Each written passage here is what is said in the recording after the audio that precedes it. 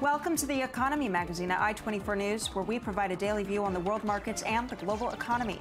I'm Natalie Ehrlich. Coming up today, Gulf countries look how to manage their economies amid falling oil revenues. IMF Chief Christine Lagarde has warned global energy prices could remain low for years to come. And vacuum technology, revolutionizing transportation.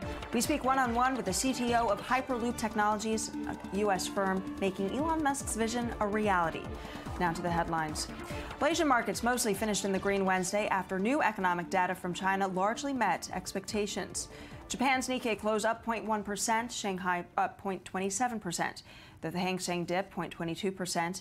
While European stocks also enjoyed a bounce. By the afternoon, London's FTSE up 0.47%. Germany's DAX advanced over 1%, and France's CAC also up 0.76%. U.S. equities seem positioned for a higher open as well. Well, Republican contenders battled over economic policy Tuesday night in the fourth presidential debate. Commentators in the U.S. seemed to signal no clear winner, many of the candidates calling for steep cuts in tax rates for corporations as well as for individuals, also advocating for significant reductions in federal spending and less government regulation. Well, billionaire Donald Trump and retired neurosurgeon Ben Carson remain neck and neck in the polls, and both highlighted their opposition to raising the minimum wage. While third place, Marco Rubio also warned against a policy that would hike the wage. Every time we raise the minimum wage, the number of jobless people increases. Taxes too high, wages too high. We're not going to be able to compete against the world. I hate to say it, but we have to leave it the way it is. If you raise the minimum wage, you're going to make people more expensive than a machine. And that means all this automation that's replacing jobs and people right now is only going to be accelerated. Well, left-wing parties in Portugal ousted the ruling centre-right on Tuesday. A new socialist-led administration is expected to end years of austerity, though the minority government warned such measures could lead Portugal down the same road as debt-ridden Greece. Well, the formation of such a government, though, rests squarely on President Aníbal Cavaco Silva. He could ask Passos Coelho's government to remain in a caretaker capacity pending a new election, or even invite the new socialist leader Antonia Costa to form a government. Well, Coelho expressed pessimism now about this new government. A government that is not yet in charge, and we already have investors' suspicions shown in the enlargement of public debt spreads and in the credit default swaps that measure the risk of default of the public debt. British Prime Minister David Cameron set out his reform agenda in a letter to European Council President Donald Tusk on Tuesday. Cameron highlighted four main areas in which he seeks to reform Britain's EU ties. His membership referendum is set to take place by the end of 2017. Tusk acknowledged receipt of that letter on Twitter and then added that talks would start next week. Well, the renegotiation is expected to be difficult, with the issue of benefits to EU migrants causing the most problems. Critics also view a lackluster start by the UK Prime Minister in the kickoff to these negotiations. Prima facie, we see a number of elements which appear to be feasible, like finding ways to increase the role of national parliaments. Some issues which are difficult, like ever-closing union and relations between the euro-ins and outs, and some things which are highly problematic as they touch upon the fundamental freedoms of our internal market. The European Commission approved new guidelines on Wednesday for labeling products made in Israeli settlements in the West Bank. The European Union views the move as technical, enforcing their long-held view that Israel occupies the West Bank, East Jerusalem, and Golan Heights. Israeli politicians from both the right and the left largely perceive that decision as a form of discrimination. Since 2003, the EU has placed a numerical code on Israeli imports, enabling customs to distinguish between products made within the Green Line and those produced beyond it. Still, this new guideline are not expected to seriously impact Israel's economy. Israel's economy is booming. There is no risk to harm Israel's economy. If there is an element of harm, it is to the income of 10,000 Palestinian workers working in settlements. Well, the IDF is expected to institute a wide range of cuts and is seeking now cabinet approval of additional reductions. In recent days, IDF Chief of Staff Gadi Eisenkot decided to adopt this multi-year budget program dubbed Gideon. A senior Army source said that the General Staff will reduce the number of career soldiers to 40,000, fire career soldiers and also officers from the Home Front Command, and spend the money saved on readiness and training. Well, the decision would leave the IDF with the fewest number of career soldiers and officers in many years. Well, last week we traveled to Dublin, Ireland, where we had a chance to sit with the Hyperloop CTO and co-founder, Brogan Van Brogan. Let's watch. At Web Summit here in Dublin, Ireland, we are joined by Brogan Van Brogan, the co-founder and CTO of Hyperloop Technologies. Thank you so much for being with us today. Happy to be here, thanks. Well, tell us, to some of our viewers, what is Hyperloop Technologies? Right, so Hyperloop is an idea where you build a full-length tube between any two destinations, then you control the environment in that tube, and by controlling the environment vis-a-vis a very low air pressure, you can send people or cargo very, very quickly at very low energy levels. How quickly? Well, we can go at least up to 750 miles an hour. 750 miles per hour? How is that possible? The technology is actually quite sort of simple and within reach. The team that we have right now is really innovating to bring the cost down. All right.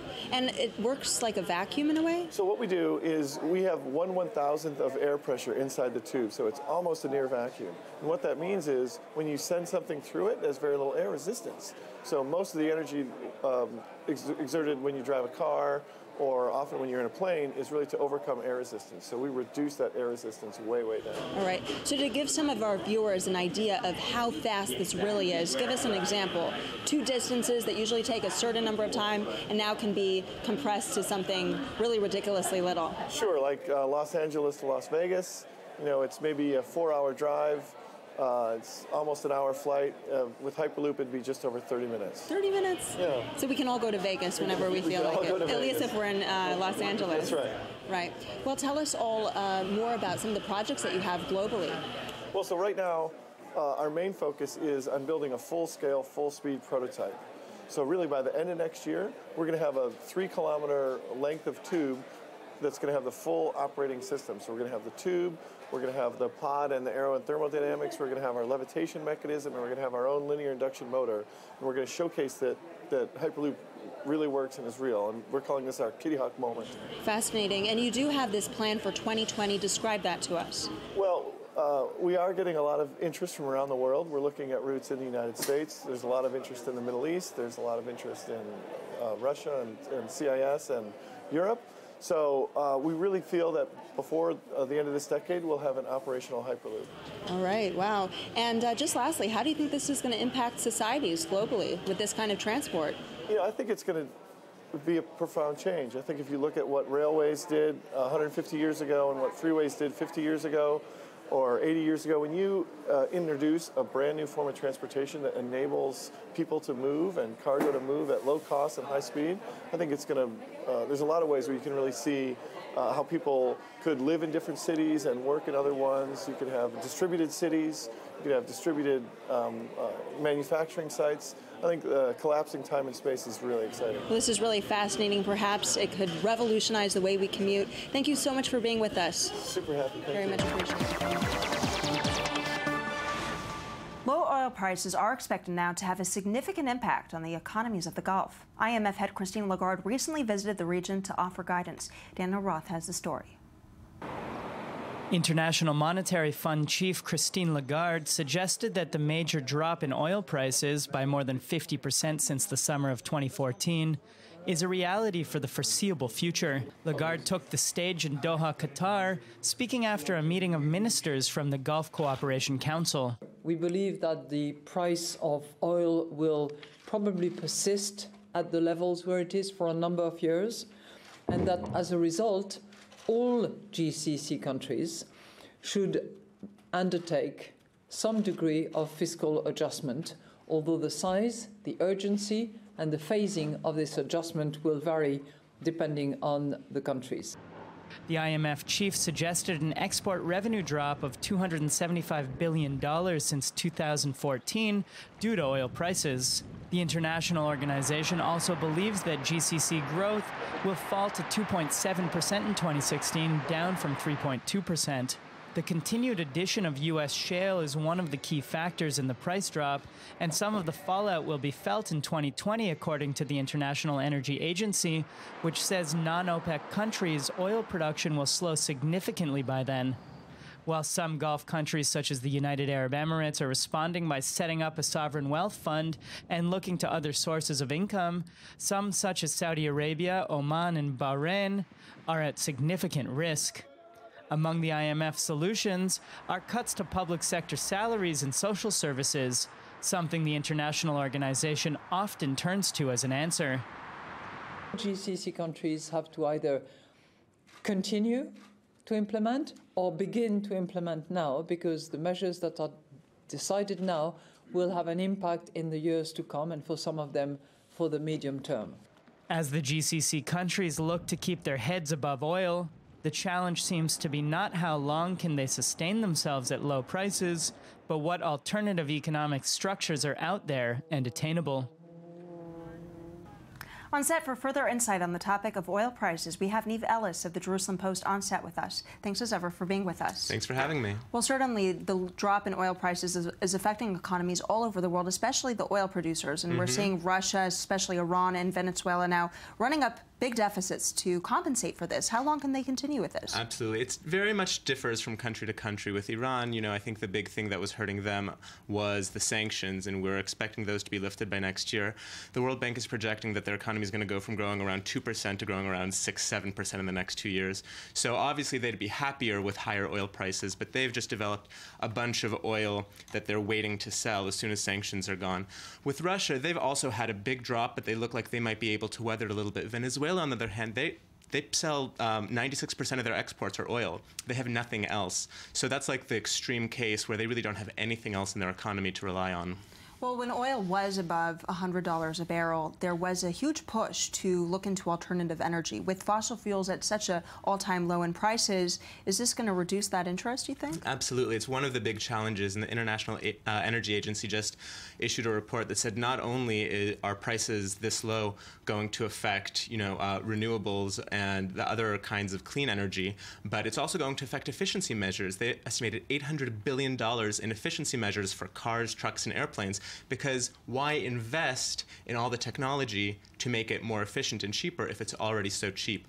The thing to remember, though, is that when it comes to electricity, oil really only accounts for about 5% of electricity production around the world. So when we're talking about cleaner fuels and their relationship to the price of oil, it's usually about cars, trucks, transport, airplanes, and ways to get them moving that don't involve gasoline. Well, how do these oil prices that we're seeing now affect inflation?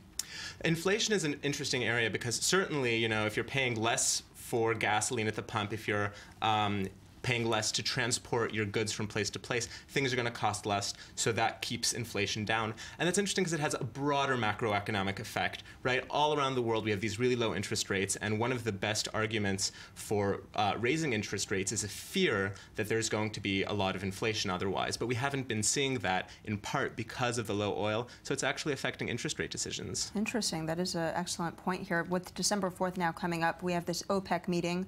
How do you think that the powerhouses, these oil powerhouses, are going to respond? Well, so far it looks like Saudi Arabia is, as usual, leading the way, and they look like they're not interested in letting up at all. They want to keep pushing and pushing and pushing. For them, they seem to have made a decision that instead of trying to really act as a cartel, which is what OPEC is supposed to do, they're trying to dominate it and say, well, we're interested in keeping the price of oil low so that we can dominate the market. That way we can make sure that other players, all those things that we just talked about, the incentives for, let's say, shale oil or other kinds of competitors to oil to get investment and develop, they're going to push them aside and they're going to stay dominant in the market, even if that means a lower price. And they're feeling the pain from that. They are not having the funds for their budget. They're having to borrow or they're having to rely on reserves, and they're willing to pay that price in order to maintain a dominant market share. So I don't expect to see a big change in the next OPEC meeting. Well, that's really interesting. They want to maintain their dominance there. But what about Christine Lagarde from the IMF? Here in this last report, we saw her detailing and encouraging these nations to diversify their economies. How's that going for them? She's absolutely right. I mean, this is the thing that the IMF has said time and time again about the GCC countries. And there are models. They point to places like Mexico, Indonesia, and Malaysia that have managed to take something that was really oil-focused and diversify it. The problem is that, you know, in a lot of these places, there is an incentive for entrepreneurship or a solid private sector. You can get a really good state job, and all of their sort of lower paid jobs, they outsource. They bring in people from other countries to work and do those jobs. So the incentive structure to do anything that's outside, especially an exporting job, which is what might help these countries develop other diversified economies, there's no incentive to do that. All right. Well, thank you as ever for coming on our program and explaining all that to us. Very much appreciate it. Absolutely. Eve Ellis of the Jerusalem Post. That wraps up our show today. Stay tuned here every day for all your business coverage. And on The World Economy, I'm Natalie Ehrlich. Thank you again as ever for watching, and check out our website. It's i24news.tv.